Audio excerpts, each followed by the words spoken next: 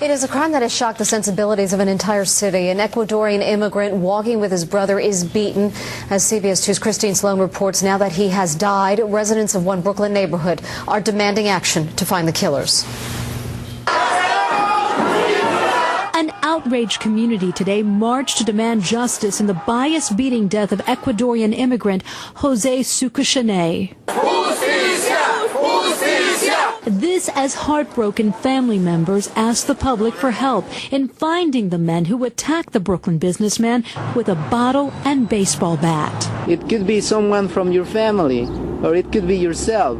So please, if you know something, don't wait. The 31-year-old died a week after the vicious beating. He was kept on life support, his family hoping his mother would arrive in time to say goodbye. She flew in from Ecuador but didn't get here in time. She is deeply saddened by the loss of her son, Jose. Authorities say the suspects yelled out anti-Latino and anti-gay slurs at Sukushane, who was walking arm in arm with his brother, Romel. Here's a sketch of one of the suspects. The message is very clear. You're going to be caught, you're going to be convicted, and you're going to go to jail for the rest of your life. Stop the hate. That from the brother of another Latino man killed in a bias attack on Long Island.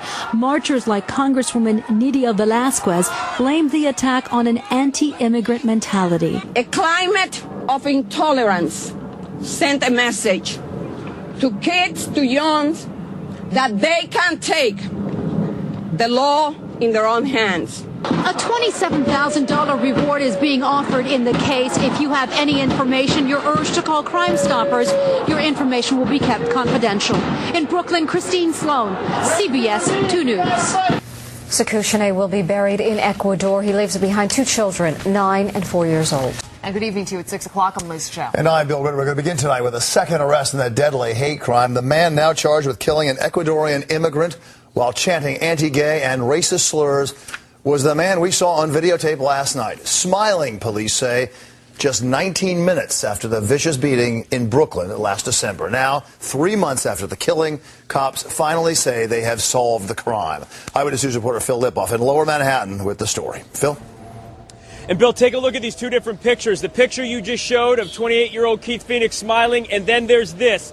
These pictures that our cameras captured just minutes ago. There he is in police custody. Police say he is one of two men, cold-blooded killers, who perpetrated this hate crime.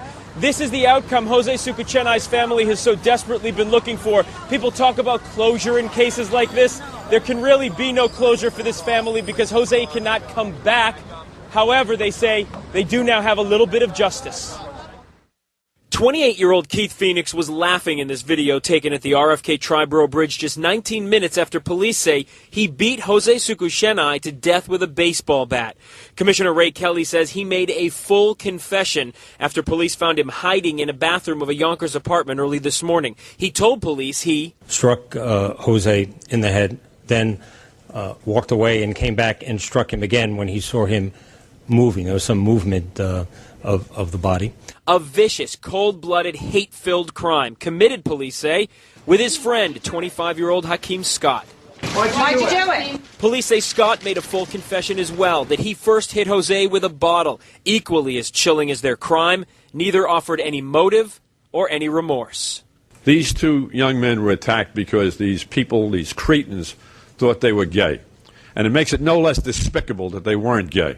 Jose's brother Romel survived that brutal attack. He didn't want to speak after hearing the news of the second arrest, but his attorney did. After killing his brother and nearly killing him, they see the reaction. They're relief for the police work. They thank the police work. They are very, very proud of that. But they're very sad of having to endure this pain. Romel stood with no expression on his face, but a world of pain in his heart, eased a bit, Mayor Bloomberg hopes, by the city's fast action and zero tolerance to this kind of animal-like behavior. Hopefully, we are sending a message to everyone.